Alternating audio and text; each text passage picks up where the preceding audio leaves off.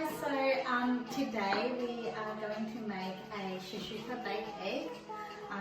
Seeing as though we're still in isolation and we can't visit our favourite cafes yet, I thought it'd be nice to recreate one of my favourite brunch dishes. And it's super easy to do as well. So preparation time is like less than 10 minutes and cooking time is probably about 30 to 35 minutes depending on your oven. And again, the number of ingredients you need is also minimal. So this is a serving for about 4 people. You can chop and change and add in more eggs if you like more eggs, or you can make up the eggs at the end if you don't want eggs. And in place of eggs, you can always add in like a feta cheese, or you can do both. What I've got here is 2 mild chorizo sausages from the butcher. I've also got 4 free-range eggs.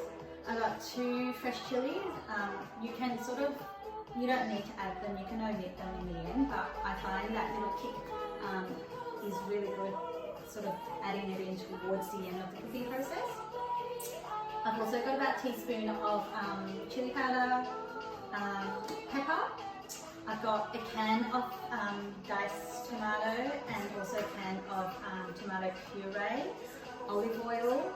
Usually I use about 4 cloves of garlic, but I'm going to finish up my garlic paste, so it's about 1.5 teaspoons. Brown onion, 1 brown onion, and that's probably about a small to medium size.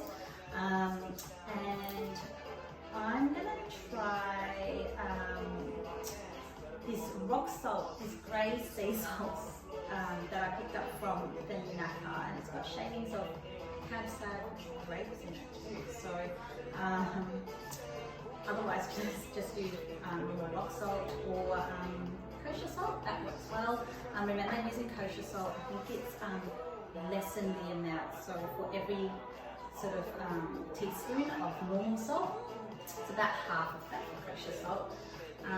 What I've also used or saw at the supermarket and I picked up is Moroccan seasoning. So this one is in mild. I think you can get spicy as well, but I prefer to use the mild and then again just add it in your taste as you go. If you can't find this, what you'll need is in equal portions turmeric and cumin, and then I'll probably, for every teaspoon of cumin and turmeric, I would add in 2 teaspoons of paprika powder. So that's your main ingredients, and obviously a breadstick for dipping in later. So I've cut all this chorizo and put it into the baking dish. Now, as I was pouring in the tomato, it's because I've got a smaller dish, so I didn't need too much tomato puree.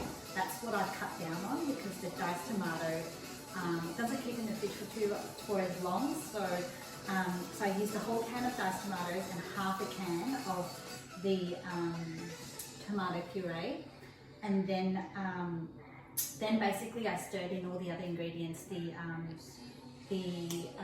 Moroccan seasoning, the salt, the pepper, chili flakes, the garlic paste. If you're using garlic, stir in the garlic cloves, and then the onion. I stir that through, cut up the chorizo, and then I've added it on. So the chorizo is sort of floating. I don't know if you can see it, but it's sort of floating on top. So I'm going to coat the sauce over the chorizo now so that it doesn't burn in the oven, and then we can pop that into the oven. So while I'm doing that,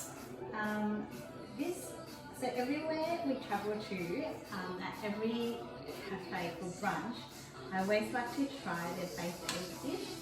I can honestly say that when we were in Singapore, my favourite place to go for this dish is a place called Wild Honey. I think they might have 2 outlets now, but yeah, the one at the Mandarin Gallery, they have this dish, and it is the best, and they serve it up with this thick brioche toast. You can never finish it, well, I never did anyway, but it was one of my favourite things to do after after a yoga and Pilates session on Sunday is to then eat my heart out there. Another place that I love having this dish is in Dubai whenever we're there. It's a cafe called Cafe Leto. The one we go to is usually at City Walk where near the hotel we stay. I think they've got one at the Mall of the Emirates. Their baked dish is also so good as well, and they come with I think also some freshly baked brioche in like a little porcelain casserole dish, and it's like the fluffiest, it's like pillow softness. And then I think lastly is in New York, my favourite brunch place is Jack's White Frida.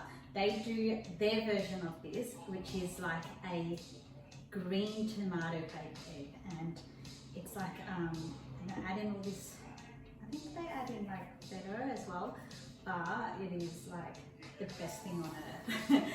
We're usually there sort of during January when it's really cold, and the line to get in is not so bad. It's probably about a 10-minute wait, but it is definitely worth the wait. So I'm going to pop this into the oven. Again, I'm going to turn up the heat of the oven. That's at 195. And then it's going to be on for about 20 minutes, and then I'll check on the chorizo. And then after another 10 minutes, that's when I'll probably turn down the heat a bit. And then towards the last 5 minutes of it is when I crack the eggs on top of it, pop that back into the oven for another 5 minutes so that the egg whites are cooked and the yolk itself is semi-cooked and it's still oozy and light.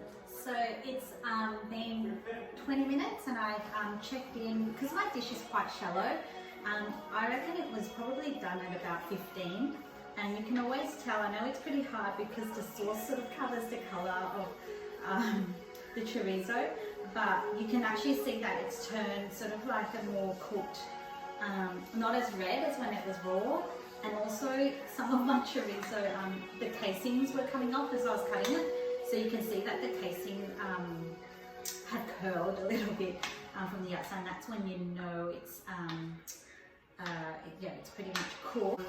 I'm going to crack in the eggs now and then pop them back into the oven. I'm not going to turn on the heat, I'll leave it at 195 and let it cook for about 5 minutes.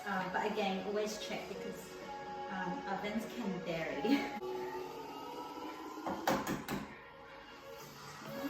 Just on top is fine.